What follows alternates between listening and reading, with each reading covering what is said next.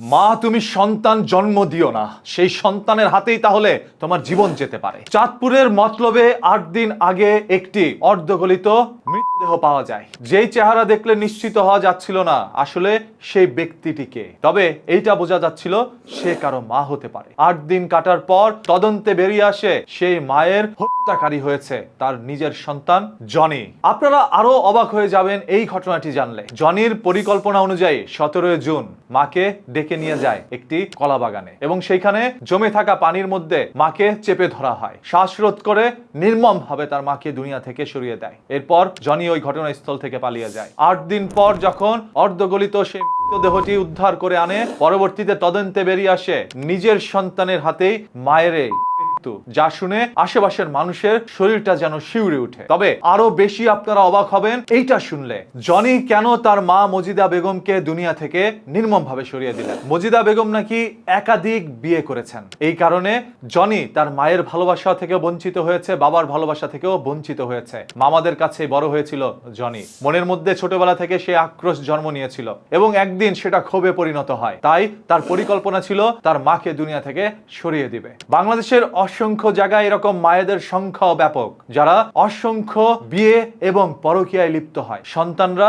মায়ের বাবার ভালোবাসার থেকে বঞ্চিত হয়, আর এতে করেই সেই সন্তানের হাতে জীবন যায় এই সকল মা বাবার। আজ আমরা কার পক্ষ নিয়ে কথা বলবো, মায়ের নাকি তার সন্তানের? সন্তান তো এমনিতেই তার মাকে দুনিয়া থেকে সরিয়ে দেয়নি। তবে আমি এটা বলতে চাই, কখনোই দিয়ে সমস্যার সমাধান মিলে না, বরঞ্চ বেঁচে থেকে সেই সমস্যার সমাধান করতে হয়। যেমন তার মা একাধিক বিয়ে করেছে, সেটা তার ব্যক্তিগত বিষয়, সেটা নিয়ে সে যেইভাবে খুশি সেইভাবে তার জীবন কাটাক, আপনি আপনার মতো বেঁচে থাকেন। প্রয়োজনে আপনার মাকে আপনি পরিচয় দিয়েন না। সন্তানকে তো মা বাবা তেজ্য পুত্র করতে পারে, সেরকম আপনি আপনার মা বাবাকে তেজ্য করে দেন, আপনার মতো আপনার জীবনটা সাজিয়ে নেন। কি কারণে আপনার মাকে এইভাবে দুনিয়া থেকে সরিয়ে দিলেন? এতে করে আজ জেলের মধ্যে পচে গলে আপনার জীবনটাও যাবে। তাই সবাই সতর্ক থাকুন। আর যেই সকল মায়েরা এইভাবে সন্তানকে রেখে নিজের শরীরের চাহিদা মেটানোর জন্য দূরে দূরে ঘুরে বেড়াচ্ছেন, তাদের কাছে অনুরোধ, একটু সন্তানদের কথাও চিন্তা করেন। আদারওয়াইজ এই সন্তানের হাতে আপনার যেতে পারে। সন্তান তো জানে মায়ের পায়ের নিচেই সন্তানের বেহেশত, তবে সেই বেহেশতের দেখা এই কালেও পেল না,